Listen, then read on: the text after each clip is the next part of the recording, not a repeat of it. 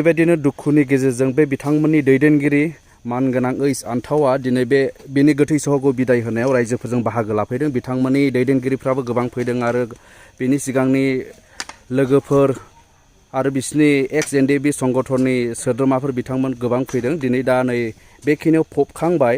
दा फबखांनायनि उनाव आं नैबे मानगोनां ओइस आन्थाव बिथांनिफ्राय माखासे खोथाफोरखौ मिथिनानै लानि। खुलुमबाय सिगाङावनो फंबायनिसिम आरो रायजो राजानिसिम आंनि अननाय सिबिनायखौ जासिबाय। थांनाय 2008 जेब्ला प्रथम सिजफायार माने फेक्सन जायो बे समनिफ्रायनो बिथाङा अभारग्राउन्ड हिसाबै 2011सिम आंजों दंमोन। सासे बुंनो थाङोबा दिनैहाय बिथाङा गोख्रों मावथि सासे केडारमोन, पलाइट जेन्टेलमोन, जि बिथोन होयो बेखौनो मावबोदोंमोन। थांनायखौथ' रावखौबो हमथानो हाया, नोंबो थांगोन बयबो थांगोन। बिथाङा दिनै जों दुखु मोनदों, दुखु नांदों। जि बुस्थुआ दिनै बिथांनि जारिमिनाव दिनैहाय जे जालांबाय बेखौ जोङो माने बुंनानै फोरमायजोबनो हानाय नंला। जोङो कन्डलेन्स खालामफैदों। बिथांना फिसाला सासे दङ, फिसाजो सासे दङ, कलेजाव फरायो फिसाजोआ, ओमफ्राय बाजै दङ, ओरैनो बिदा सोमोन्दोबो जायो। थांनाय 2011आव आंनि दैदेननायावनो एम सालाइ बा समेस्वर मुसाहारिखौ नेपालनिफ्राय आङो बांलादेशआव ट्रेनिं लानो थाखाय दैथायहरनायमोन।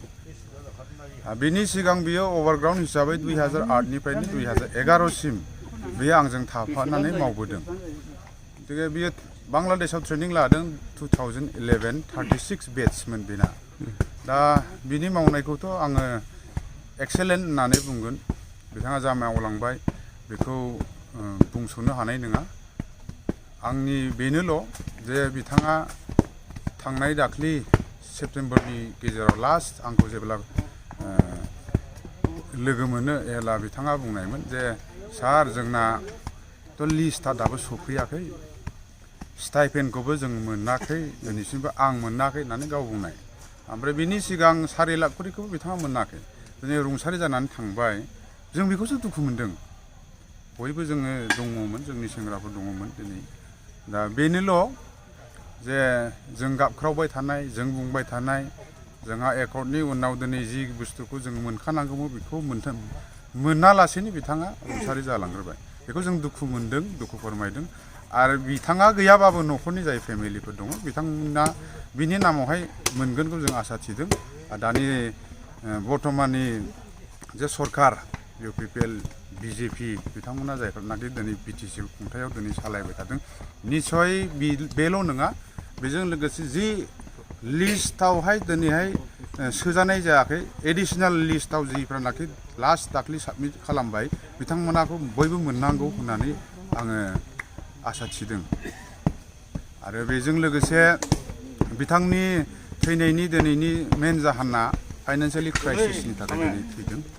जोंबो मिथियामोन, हठात दहाय फुङावसो मिथिदों। बेनोल' जे बिथाङा जुदि 4 लाखखौ मोननायमोनबा हयथ'बा बिथाङा जेरैहाय फाइनान्सियेल क्राइसिसनि थाखाय दिनै जे रुंसारि जालांबाय, न'खरनि फेमिलिया दिनै खोन्थादों, रायजो राजा गामिनि मानसिफ्रा दिनै खोन्थादों, मोनथिहोदों। बेखौ नोजोर बोनानै जोंबो बुंगोन बिथाङा दाहार दंमोन, बिराद खस्थ'यै सोलिबोदों। आरो गेजेर गेजेर जोंहा स्टाइपेन्डनि 4 मास 3 मासनि मोनो, बेखौबो मोनाखै बिथाङा। माने दुखु नांथावथाव बिथांनि लाइफ हिस्ट्रिया। बेखिनिखौ आं दिनै फंबायनि थ्रुयैहाय आङो दा बेखिनि नोंसोर जे समाव दावहारु हिसाबै दङमोन, बेखिनि समाव नों माबा मोनसे बेजों थाफानानै माबा मोनसे स्पेसियेल घटनाफोर नों गोसोआव फैनायफोर, दासिमाव गोसोखांनायफोर माबा मोनसे जोंनि सिगाङाव फोरमायनो हागोन नामा नैबे जोंनि रुंसारि एम सालाइनि बिसय? गोसोखांथावना आरो बावथावनो हायैथ' गोबां दं। आरो माखासे खोथाखौ आङो माने जोंहाथ' गोबां बिथिङाव खामानि, गुबुन गुबुन खामानिफोरनि थाखाय जोङो अर्डार होनाय जायो। बेयावहाय आंजों थाफानायावहाय गोबां मावबोदों जि बुस्थुखौ आं दिनै बुंनो हाया। बिथाङा सासे थैनानै थांबाबो केस गोनांमोन, केसआनो जोबाखैमोन। बिदिनो आं गोसोखांनाया जाहैबाय, आं जा फोरोंबोदों, जा बुंदों बेखौ बियो बिराद गोसोआव लायोमोन।